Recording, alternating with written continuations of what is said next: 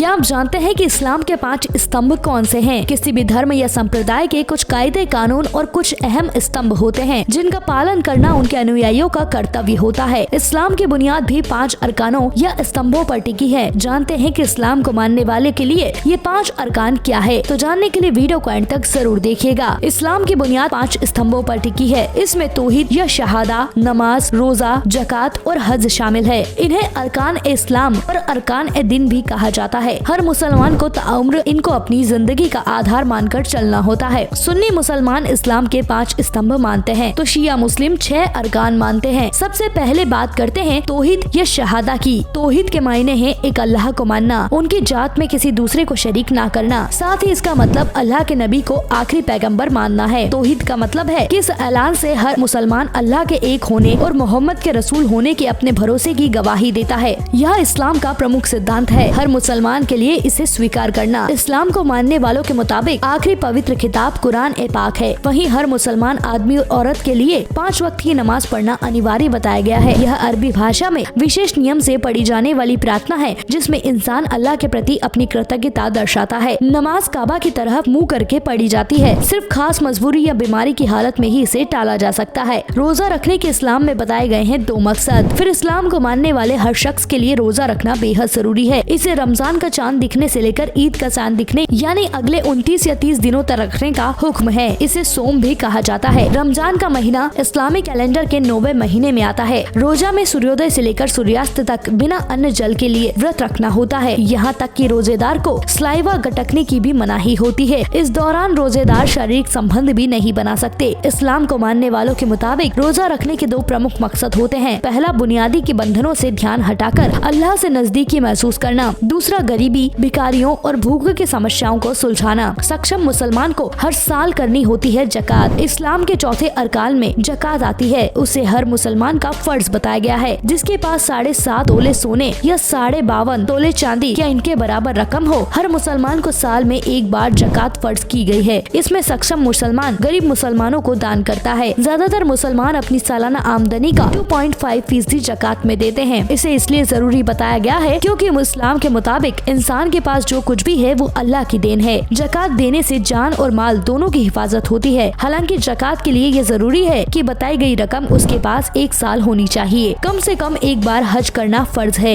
हर सक्षम मुसलमान पर जिंदगी में कम से कम एक बार हज करना फर्ज है। इसमें भी एक शर्त है कि हज जाने वालों के पास हज इस्लामिक कैलेंडर के 12वें महीने में मक्का में जाकर की जाती है। हर साल पूरी दुनिया से इस्लाम को मानने वाले सऊदी अरब के मक्का में हज के लिए पहुँचते हैं। हज यात्रा में कुल